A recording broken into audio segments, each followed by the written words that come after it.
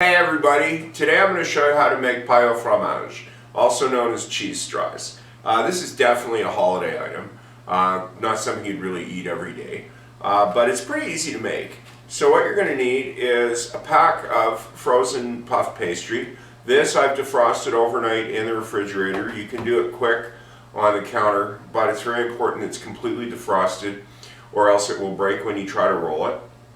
You're going to need two kinds of Parmesan cheese. I've got some of the fine grated powdered, nearly powdered stuff, and I got some coarse grate, and I'm going to be using a quarter cup of each.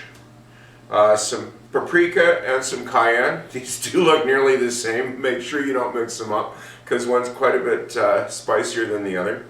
And you're going to need some egg wash and a couple of baking sheets and some parchment. So first thing to do is preheat the oven.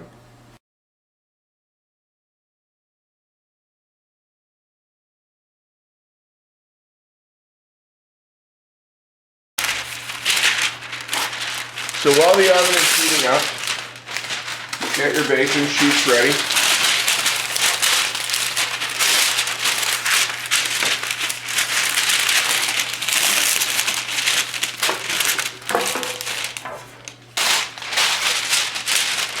These are non-stick, but I still use the parchment because if the pastry sticks at all, the straws will break, and you definitely don't want that for these. So those are ready. I'll just set that aside for the time being. Next step, measure out your cheeses. I start with the powdered one first. And just spoon it into the cup. So there's the powdered one.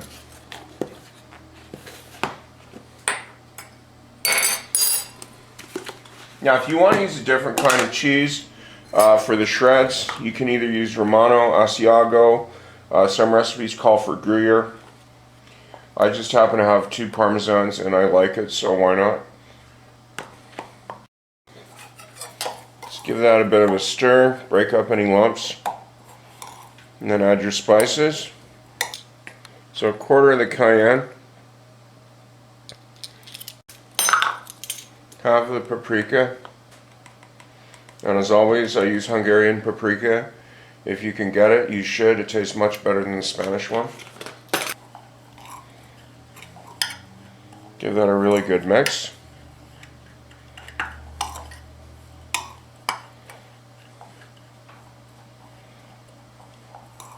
Making sure you don't have any chunks of cayenne hiding in there.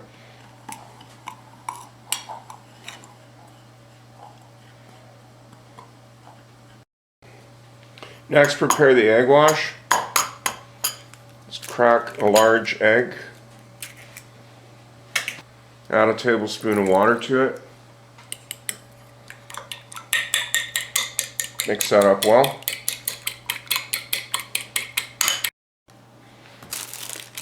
So the puff pastry comes in two sections inside the package. I've got a boning knife which is very sharp. I don't have a pastry cutter. You should use the sharpest knife you can for these. Do one square at a time. I did take a little break to sharpen my knife because I didn't like the cut I got. Yeah, use the absolute sharpest knife that you can get. And if you're not sure, do take the time to sharpen it, even a boning knife. Because when you're cutting pastry, if you are not using either a very sharp pastry cutter or the sharpest knife you have, if you're not cutting the pastry, you're pressing the edges down together, and what you're doing is this is all these, look at these lovely layers here. You're missing the lift that you're going to get from the puff pastry, which is usually butter. Well, I didn't have time to make any, so I'm using store-bought. We'll get to that one of these days. So now what you do is get a roller and using equal motions, roll it out to around 10 by 12, or a little bigger than a letter-sized piece of paper. This is why it's very important. See how nicely defrosted this is? If you do this when it's too cold, it will just crack and break, and it will not come out right at all. Now the pastry's getting a little warm because of the heat from the oven. So what I'm going to do is I'm going to flour it down a little bit, turn it over.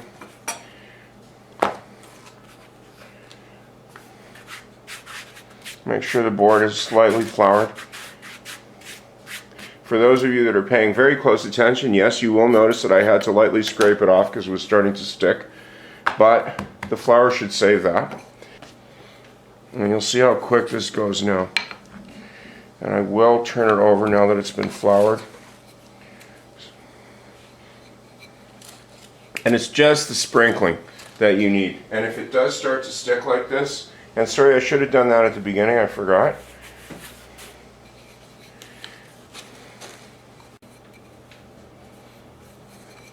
Yeah, so that's a nice square. That's about as wide as the cutting board.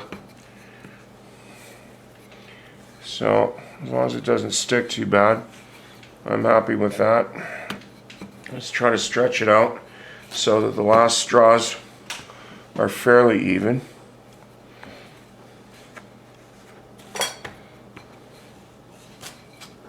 Let that rest for a minute before I cut it. And just transfer the spices to the plate. Before I do cut it, I am going to brush it with the egg wash.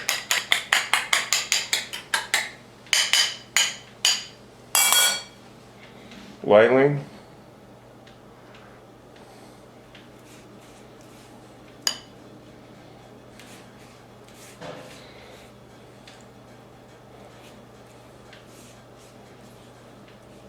What's important is you get the whole surface of the board covered,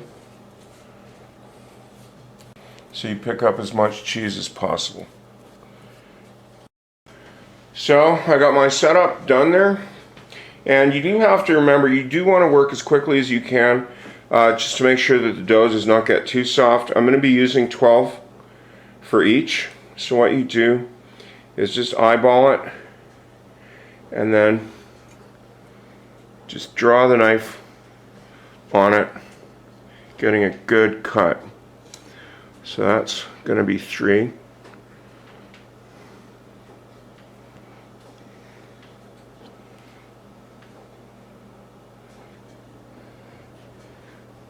Now if your knife is getting too wet between cuts and sticking, just take the time briefly to rinse it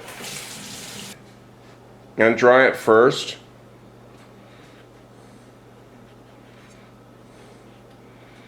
And please be very careful doing this. Pastry cutters are better because they roll.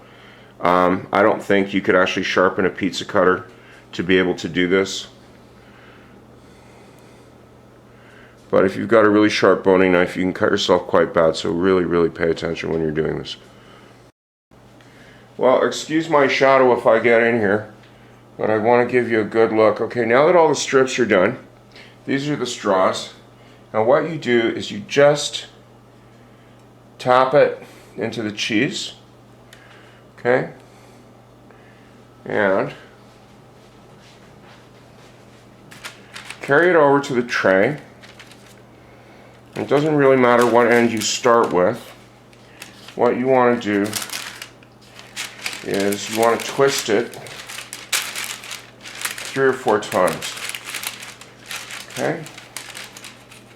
And if you bought these in those very expensive little packages at the store, you will recognize that shape. So just keep going like that till your tray is full. So first sheet's done. The second sheet's rolled out. I did have to pop this in the fridge for a while because it was getting way too soft to work with and it was not behaving and it was starting to stick. So if that happens, just go with the flow and fridge it for 10 or 15 minutes, whatever it takes, that it's got a nice consistency. A friend just pointed out to me these are also known as cheese twists. I had only known them as cheese straws, but since most of my viewers are in the States, I guess I should call them the correct name. Thank you for that.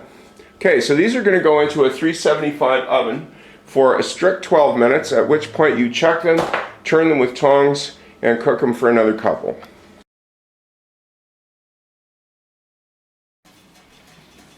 It's been exactly 12 minutes. Time to pull them out. Oh yes.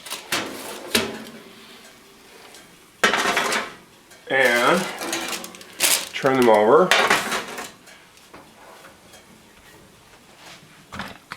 Because they're looking quite nice right now, as you can see. But you want to cook them for a couple of minutes, like literally 2 minutes on the other side. But do take the trouble to carefully, with the tongs, see, even now they're still a little sticky. Carefully turn them over. So now that those are all flipped, I'll pop them right back in the oven and set my phone for 2 minutes and take a look at them, and I think they should just be done.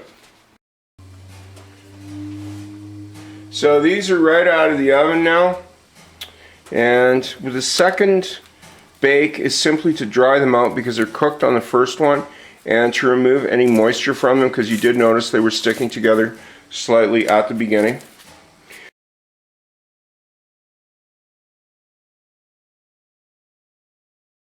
One thing I didn't say is that the puff pastry for this cost me around $3, okay? Don't tell your guests that when you serve these for the holidays, because they'll think you must have gone to some like really snazzy deli or something and had these special ordered just for them. And the nice part about making your own, instead of buying these at the stores, they don't have any preservatives, and you get to choose exactly what you want. You can use different spices, different cheeses, you know, just experiment.